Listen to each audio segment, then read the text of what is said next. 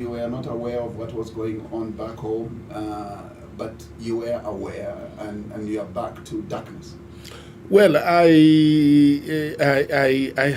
have my workmates, also my advisors, Yeah. who always sent me whatever I needed to know, Right. and I was always checking through your websites or your Facebooks, Yeah. checking through what is happening down home.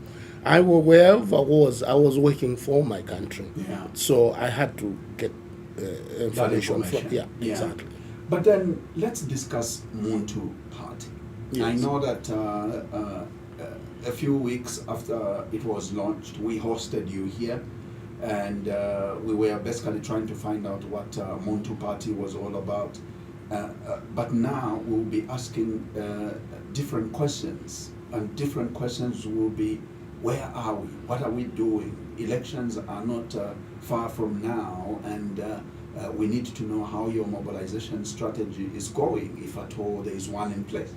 Oh yes, there is always one in place. Yeah. Of course, I've got my workmates, my leaders all over the country, Right. and they have been working. They've been working door to door, and perhaps we haven't made so much noise in terms of us or having a rally or Yes. something like that, Yeah. but we've been working. It's overwhelming what the information that I got, and when you look at our numbers growing all over the country, it is interesting.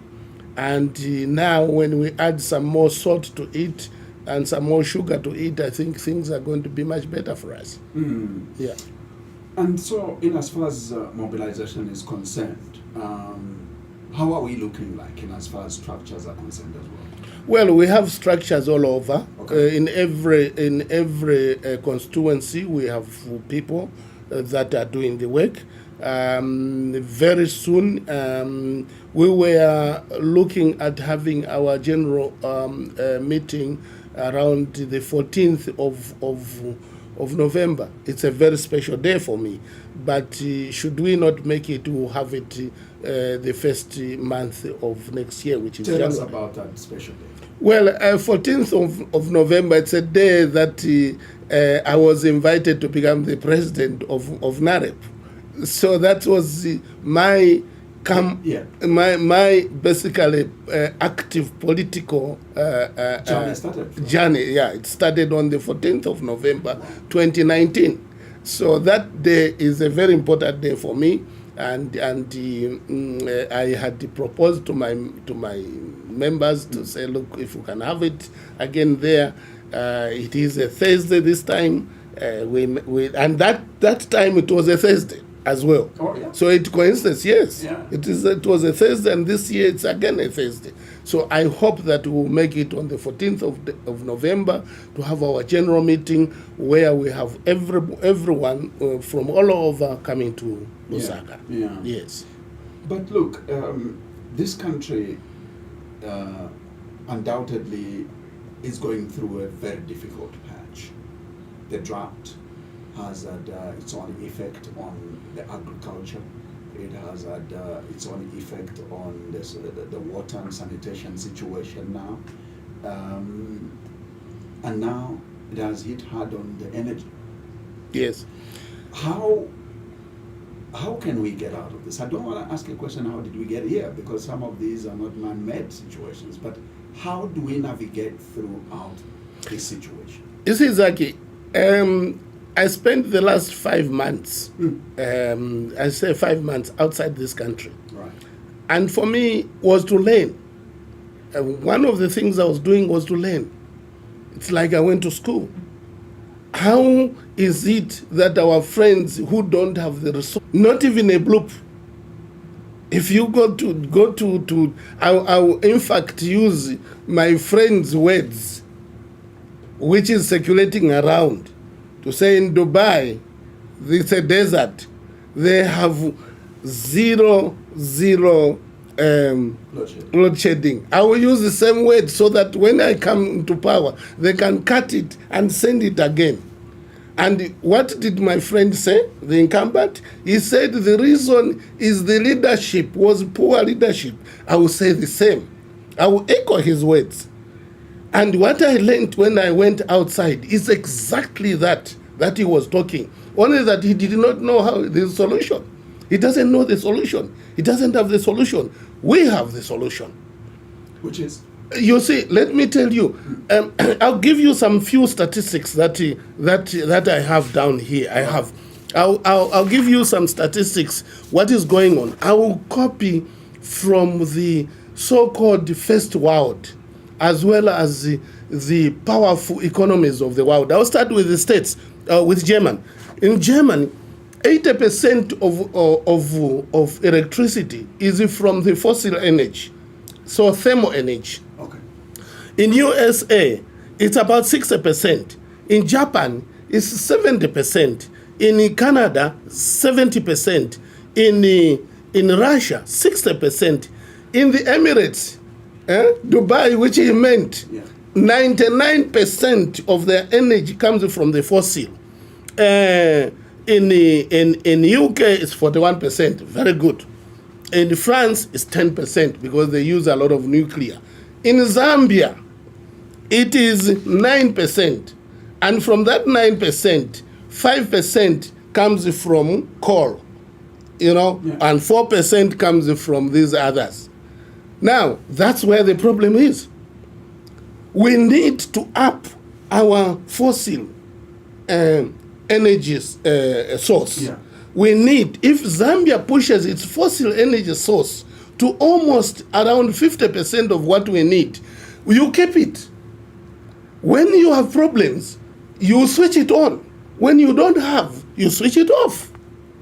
And there hasn't been. That's why people have got what they call insurances. That's why people, they say, look, I want to have food security. Why not have also energy security? Energy is number one. Zaki, if I never ate the past 3 days, I wouldn't have come here today. That's energy. If you never ate the past 3 days, you wouldn't have come here today.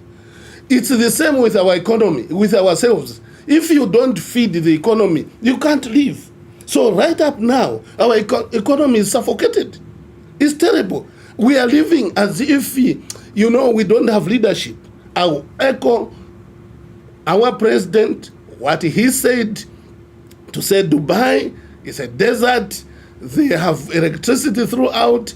And the reason why Zambia doesn't have electricity is because the leadership is bad. The leadership had no plan, like Chimbwino plan. It's the same. This government which is there has no plan. When they came inside, they had the first 2 years.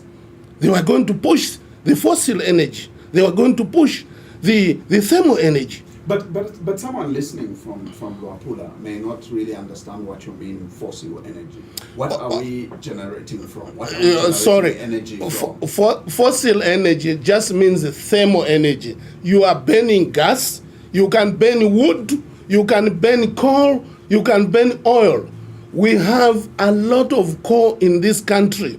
A lot of coal. And we have given the authority to mine coal. We've only given it to the Chinese and the Indians who look at their pocket. They don't look at the benefit of you and me. And that's where the problem is. That's why the slogan of Munthu Party says, let the Zambians reclaim its own wealthy. Let things be in the hands of a Zambian. Let the Zambian develop its own country according to what he needs. What we have in this country, a Zambian doesn't have anything. We don't control even the oils that are coming. We've given them out to the East Africans, to the Somalians, and so on and so on. They are the ones bringing oil in here, the Indians. Zambians, when they want to grow up, you want to cut them off. They want to do business, you want to cut them off. You want to investigate them. You want to squeeze them. You want a Zambian never to have money. You want just you who is seated down there or on top there to have money. It shouldn't be like that. Zambians are the only ones who can. So when I talk about fossil energy, I talk about actually burning things. You can burn charcoal, you can burn wood, you can burn anything that burns. You burn to make sure that that steam that comes from the burning drives the turbine, and the turbine generates electricity. But you would want to keep give kudos to this government under the leadership of Hakainde Hichilema in that direction, because I think we've seen an expansion, though not huge, but an expansion towards Mamba quarries, that more energy should be generated. And I think that's a direction, that's the right thing in the right direction, not so. Let me tell you, I since I came, I've been 4 days since I arrived from where I was. And since I came on these 4 days, there in Roma, we have no electricity. 4 days. Not even a minute. 4 days, no power. So, we have had no power for 1 year. If somebody was thinking, somebody was working, within the first 6 months, we would have these thermal energies running. By now, we would have mitigated. But we are getting worse and worse. We were taught just recently, I was outside the country, but following. Recently, by the 1st of October, you will have you have more electricity. And if you don't have electricity for 3 days, you call ZESCO. What nonsense is that? That is, why should I call ZESCO? ZESCO has got a very, very powerful switchboard. A very, very modern switchboard. They know who is off for how many hours. They know who is off for how many days and who is on. They know it. They can see it. Why should I call them when their system tells them? You know, let's not run this country as if you are running Kantemba, kumbuyo kwako kwa nyumba kuja. Kwa mene ugulisa to salad or whatever. No, this is a country. It needs collaboration of all parts, of all people who can put their brains and the resources together. And these are Zambians. And if you are not going to collaborate with Zambians, you are not going to go anywhere. And that's what is happening now. You think you know it all. There is nobody who knows it all. I am an engineer, but just a small part of engineering. There's another engineering of that. Putting together, you build this country. Don't talk about things that you don't know. These guys talk things that they don't know. They get cheated day and night. They don't know. We as engineers, we know certain things, how they can be done. If I'm talking about this thermal generation, how long would it take to put a plant of 300 kVA there, or 1,000 kVA and so on? How long does it take? So within that first 6 months, things should have been moving. But we are getting worse and worse. It can't be. That's a problem for me as an engineer. That's what I'm saying. This time, Zaki, you Zambians outside there, try to give a chance to an engineer who can turn stone into a machine, who can turn wood into a machine, who can turn soil into food, are going to tell you to say, okay, the kwacha is going to go up today because I've said, or because somebody somewhere said they wait. No, that's imaginary. As we talk about physical things that you can touch. If I'm going to put electronics from this side, I will show you that they are coming out from the other side. Electrons, this side, they will come out from outside. And Magesi Azayak. Now, believe you me, I will keep on echoing that clip that is going out where it says Dubai, they have electricity, and Zambia we don't have because of lack of leadership, because of Chimbwino plan. I will echo that, and that's what is happening again with this government. This government, I will tell you, Zaki, it has no plan. And I said it when we were campaigning in 2021. I said, if you of constituencies, whilst they were in opposition, they were running the councils, they were running everything else.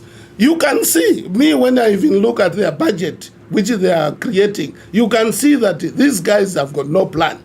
They are totally, as my friend was saying when he was campaigning, it's me now saying for him, they are totally like Chimbwi, no plan. I'm telling you, and I can see it. There's no project in this country now that you can rely to say, okay, this project, after 5 years or 10 years, we are going to be there. There isn't. Show me one. This road that they are constructing this side, that road was started by PF. if not even by MMD. So they have just taken over. It's a same game that it is. Same game. Here he comes again, bend again.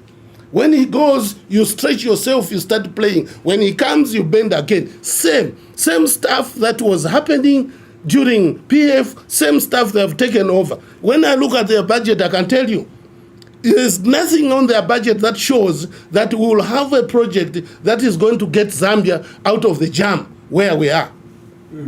So you, first of all, while I'm still on electricity. This electricity crisis has severely affected the economy of this country, especially production. And some people are losing jobs during this period. It's a desperate situation, really, that most of these manufacturing companies are into right now. How best can we, in the immediate, find a solution? The immediate solution is there. I will say something here that normally I'm not supposed to say. I have offered the immediate solution. Now it's almost about 5 months or 6 months. That immediate solution would have changed the energy system right up now. As I'm talking right up now, the solutions are there. And the solutions right up now to mitigate this as quickly as possible is nothing other than thermal, to go thermal. I also want to know that once you are a president, you have got your brothers. You know, Zaki, I will say this. I know Kariba Dam very, very well. And I've done over the past 15 years, I've been marking areas where the water levels are every month from January to December. When I came in on Monday, I went to check that water level for myself. And I found that the water level in October, normally like last year, the water level is 1 meter higher than where it was last year in October. So I want to sit down to think, is there somebody playing tricks or not? No. We are sharing that water level. It could be that we have eaten our share, and that water level that is there, it so belongs to the Zimbabweans, because we share. So I want to think that's what it is. That 1 meter water level which is there belongs to those. But you can discuss to say, look, I have eaten my share, but my children are still hungry. I will compensate when it comes to that. The water level where it was last year in October, this year it's higher than 1 meter. For the reasons the experts, the Zambezi River Authority can explain, the ZESCO themselves can explain. Why is that water still there? Whose water is there? Is it a deliberate move? But it can't be if we are suffering like that. So solutions, to say solutions, immediate solutions, is basically to work with our friends outside this country to make sure we put the thermal generators as quickly as possible. Different types of thermal generators, which can be placed in different areas. The other problem, you know, we had a very powerful, if it's still, I think still there. We had a thermal generator in Ndola. It was using gas, which was coming from Indeni. That thing, because Indeni has been closed, that thing definitely also got closed.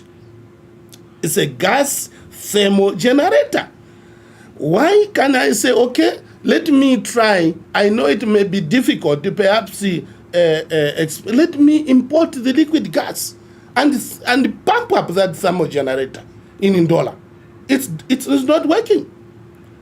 So certain things. And if I connect that even to somebody is talking about CDF here and there, that's a lot of money. If I'm going to tell people to say, guys, I will squeeze this CDF money and I'll push it to energy, where everyone is going to benefit. Later on, you will have back your money.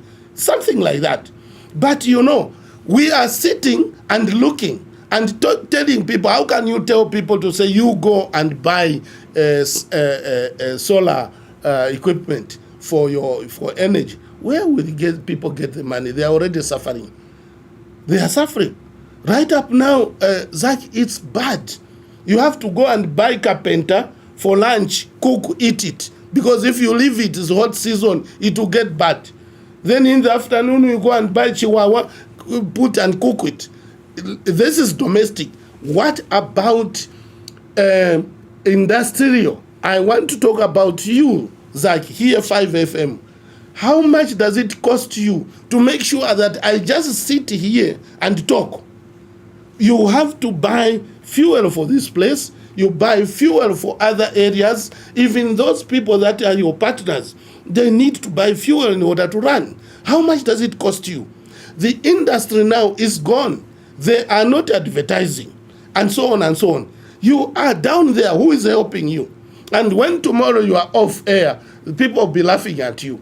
But we are letting the Zambians suffer. We are letting the Zambians not take over their economy. We would rather work with the foreigners and send money to the foreigners because the foreigners will give us kickbacks. That's a problem. Leadership problem. I'm not a person who points fingers, but what I've learned the past 5 months, I went to different economies, different countries, and I checked what they are doing and compared with us. We are running this country like a small cantemba behind the yard. There are certain things the president shouldn't be even involved because he's got systems, he's got departments, he's got the powerful backbone, which is civil service, that is supposed to do the work. Are they doing the work? Does he let them do the work? Does he direct them what to do? I think no. So you have pointed out a very critical issue in the national budget, increased CDF. And all you are saying is that you are proposing that I think in terms of priorities, there was a misplaced priority by increasing CDF. Instead, hold CDF and direct it to energy. That's over 5.6 billion kwacha in total. You think that's enough to generate power for this country? Yes, let me just... There's also another stakeholder. I was having another opposition leader earlier this week in President Sean Tembo, who says as a party they found their allocation of 19 billion into defense and security as misplaced allocations. As compared to only 1 billion allocated to health. Do you share the sentiment? Wait a minute. I think we look at these things differently. When I look at the budget myself, there are certain areas I don't go and certain areas I go. Right. There's a routine operation of the government, of the state. And in that routine operation of the government on the state, it is very, very difficult, in fact, almost impossible for an outsider to know what is that money used for which goes to the army, to know what is that money used for which goes to OP, to know what money is used for that goes to ACC and things like that, to the security and things like that. Those are certain areas that an outsider cannot. I don't want to oppose my friends or whoever is given now. But you feel, defense and security should not be untouchable, whatever allocation No, goes there for me, is. it's not an area that I would go and look as an outsider. Right. There are certain areas I will talk about them right up now. I will talk about them. Me, there are areas like economy. I want to go and look at the economy. I just said it. I said I look at the economy. Economy, there are points that I looked at. There was an agriculture, then the road infrastructure, then the FISIP, the West FISIP, and then the tourism. These are the things that I looked at. Because if these things are done properly, our side of income is going to change. I basically, on the general public services expenditure, it's not my place to go to. The only thing that I touched on that, how do you call it actually? Local government Fund. Yes. I will use the bad word. It's nonsense. It hurts me. It hurts me. I have always said, a council, in every area where you go, the council is a landlord. It owns everything. The town, it owns everything. Lusaka is owned by the council. They own everything. They can try to change the rates today. You have nothing to do. They can do whatever they want to do. So they can generate a lot of money. The local government are the owners of the premises. What is missing, or what has been missing, is the proper leadership. Again, Chimbino plan.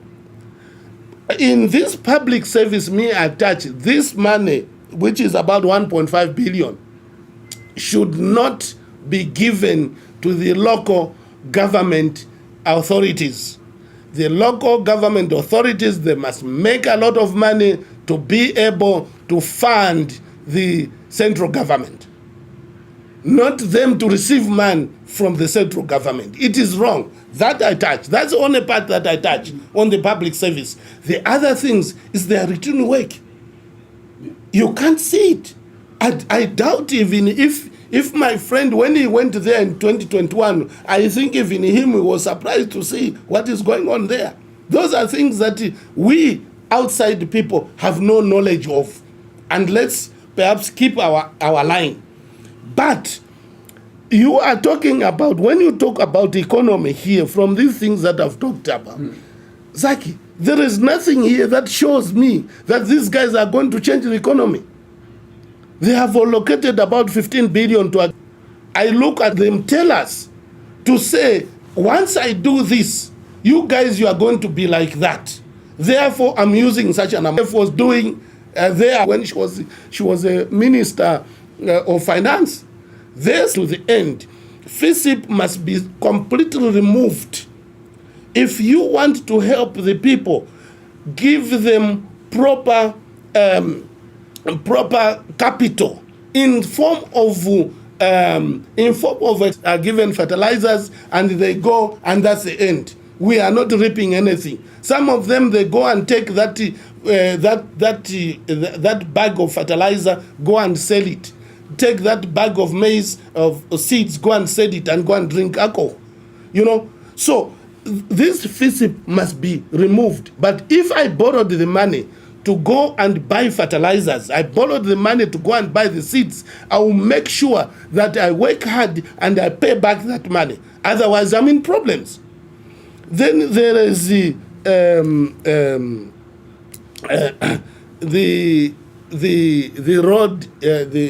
road infrastructure. The main roads that we are struggling with, it's from Lusaka to the Copper Belt, from Lusaka to Nakonde, from Lusaka to now going to Eastern Province. It has opened up because people are using Chanida now to bring in things. These are the main import and export roads. And the main road that we are really, really suffering with is the Copper Belt Livingstone. Copper Belt, Chilundu. What is the problem there? You can see the problem. Saki, go and stand on the road there for just 20 minutes. You are going to see trucks that are carrying goods that one truck is carrying goods that are 50 tons, 60 tons, and is covering the whole road every 10 minutes, every 5 minutes. Is this road going to stand? And where is it they're taking these things? Going to be used to mend this road so that the Congolese can destroy it tomorrow by taking those things. It's also lack of planning that is going to move, and that is more than 10 or 15 tons on my road. Who tried? I think the Euro bond loan was basically meant to, be injected into rail. And, yes. And recapitalize it. We said we don't want to go in a back. We are talking about the government now that criticized the PF heavily. Yes. Also, you want to understand that probably the best way to get into that road business is to go the PPP direction, which this government has implemented. And I think that even the dual carriageway is on a PPP. Which is wrong. You take money from NAPSA to go and put it in there. How else should this have been done then? Other than getting money from NAPSA, how else would you have done it? Well, you are talking about PPP. If you want to go on PPP and you want to give it to Chinese, let the Chinese bring in the money. Let the Chinese bring in the money. Because they are the ones. Already you have taken some of the targets and you give it to some other people. Zaki, it's all about planning. But also, don't you think it's a business initiative for NAPSA to loan out money, because it comes with an interest after all? No, is it the best? Is it the best? Can they tell us to say after that we are going to be okay? Or there's somewhere where NAPSA can put people's money that money can be turned out very quickly? Or perhaps NAPSA could have taken that money and put it in energy. Right up now, there is a boom business by the Chinese bringing all sorts of alternative energy. Yes, alternative energy. They are setting out the problem that the people are facing. But again, Zaki, my coming to this, I'm trying to look at the budget. Yes. This budget on this other side, that's why I said there are things that I touched. And I touched at the road infrastructure where they have put in, is it 12 billion? Yeah? They are putting in 12 billion in there. That's taxpayers' money. Mind you, if I come to the income, I will show you what this income is. It's taxpayers' money. 63%. Taxpayers' money who are suffering, who have nothing actually, they are being squeezed to the bone. So you are making the road. My point was, you are making the road, and the road will not even stay 6 months. It will be damaged because every 10 minutes, every 20 minutes, there is 50 tons moving on that road. You can't move 50 tons on this road, which is made, it's about a few millimeters thick.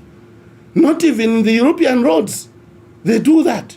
But here, the roads are so thin, they are nothing. Something that can be assembled here in Zambia.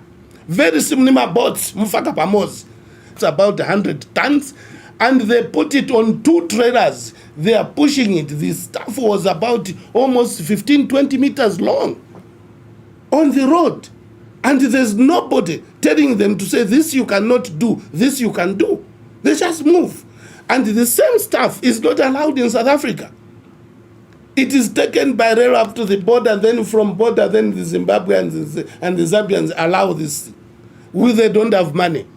Then this is why I'm saying it could. I'm not saying that this is bad. I'm saying that when you do certain things, you must also bring laws and rules that will safeguard and what will protect your investment. Going to the Copper Belt is a nightmare. Now going to southern provinces again a nightmare. You can see the lines. that the road is being pushed down. When you are with a small car, you can't drive anymore properly. Everybody sees it. The implementers, the civil servants, the bosses of the civil servants from the road, they drive these roads every day. What is it that they feed their minister, their PS, their minister, their president? What is it that they feed? This is a problem. It's a problem. So that's what I looked at. And then finally I looked at the tourism. They gave about 1.3 billion. Zaki, you've seen at the airport there. When you are at the airport, you are getting your bag there around. You get your bag. You just look at that small billboard, which is perhaps about 1 meter by 2 meters, with an elephant there. That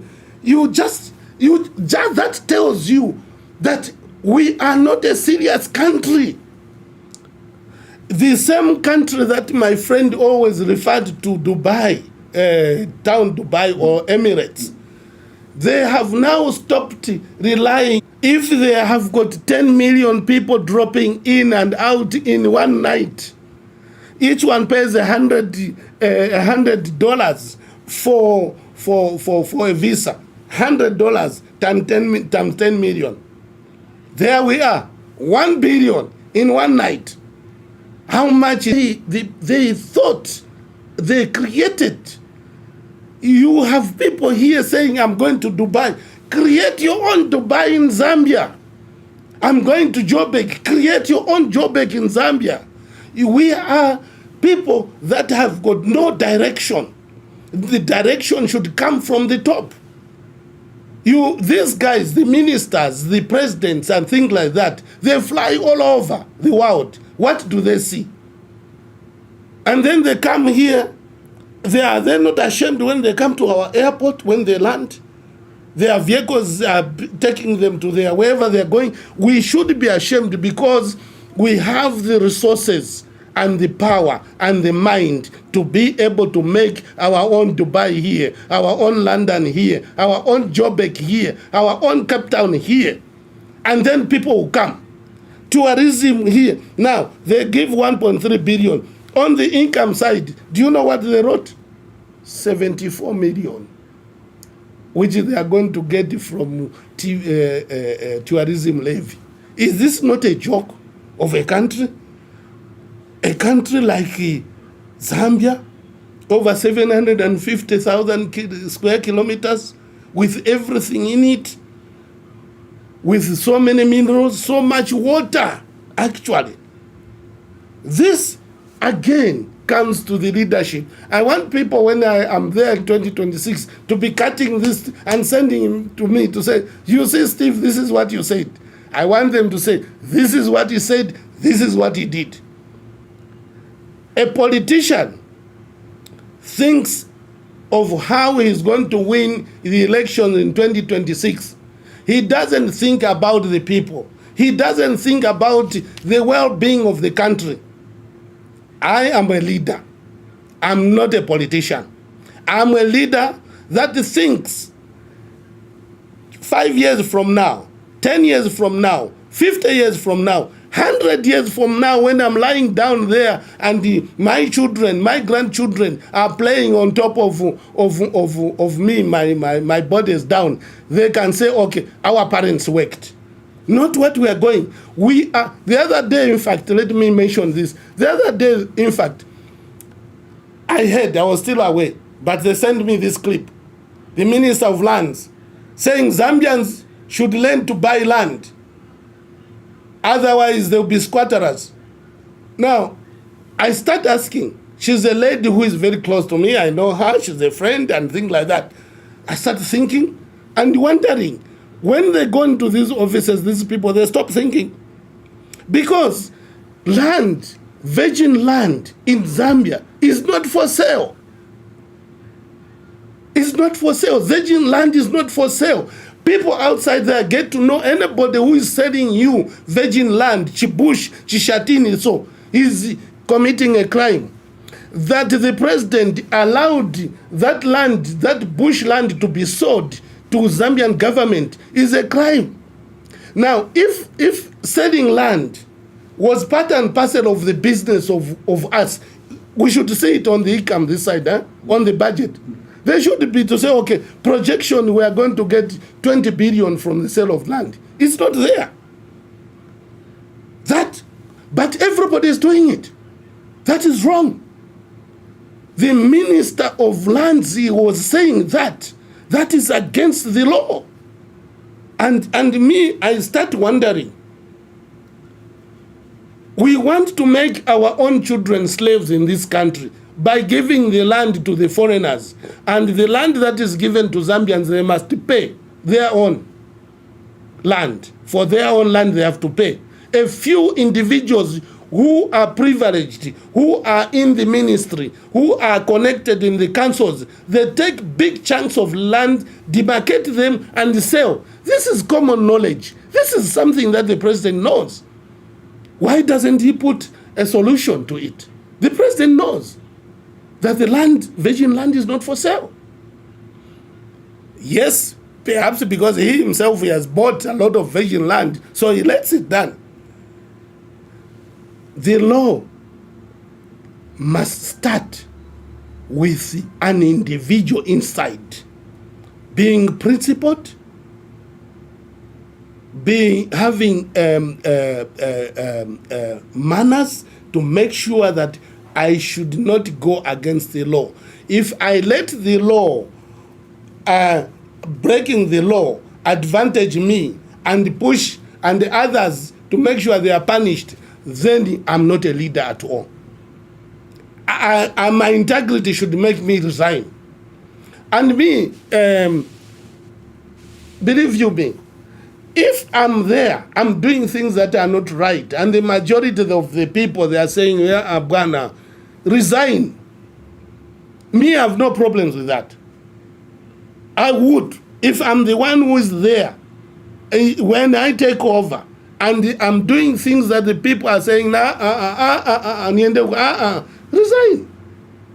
Are you suggesting that there is something wrong that this current regime are doing and they are not willing to resign? I'm not urging them to resign. It's not me to urge them to resign, it's the people. The people are the ones who should say they should resign. It's not me.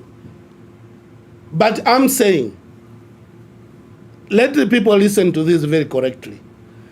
If myself I'm doing things that are wrong, that are not according to the principles, that are not according to the law, that are not accordingly to the state, I should resign. I should resign. We have seen a lot of things in this short period. For example, that should amount to resignation. What have you seen? Zaki, there are so many things. I don't like pointing fingers, but recently we had a problem at the Minister of Health. You know about it. I'm not going to talk about it. But you know, that led to people being pushed here and there. And many more things that I can talk. But mine here should not be to go backwards. I want to go forward. What I was trying to do, I was just trying to look at the budget here and try to explain as to why are things like that? Why am I going to, if I'm going to put 1.3 billion, they can even put 5 billion, but they should tell us to say, if I put 5 billion in tourism, I'm hoping that in 5 years' time, I'm going to be making 20 billion every month. Let them tell us, then we'll work with them. If they are going to put 12 billion in the road, then they should tell us to say this 12 billion in the road is going to bring things like that. Now, on energy, still on the energy, you know that 51% of the energy consumption in Zambia, it goes to the mines. Now, I want to come to the income here. 63%, which is 137 billion, it is from the taxpayers. Only 17 billion, 17 billion is from the mineral royalty. Zaki, is that not a joke? For me, it's even better to close the mines. Close the mines so that you concentrate on agriculture. Because I would have been thinking that the mines should give me the 100 billion and another 100. That's a joke. It's less than $1 billion. So, of dollars. Then, now, even if I say, okay, these taxes, part of it is the workers who are there. We have approximately about 90 to 100,000 direct workers. If I look at the multiplier effect and things like that, I'll come perhaps to have about 800,000 workers in the mines. Now, even if I calculate that, bring it down, it just gives me 20 billion. So if I say 20 billion is the one that I can remove from 137 billion for the taxpayers who are from the mines, it still remains 117 million from taxpayers, from others, not from the mines, and 50% of the income that we need. What is handling property of the mines? What is handling them? They're saying like we have had very poor tax regimes in as far as the mines are concerned. Mines, for example, because our tax regime has not to the mines, is basically to attract investment, which we've not attracted for a long time into the mining sector. No. Isn't that good enough? The numbers don't lie. They have put them here. They are saying in 22 they still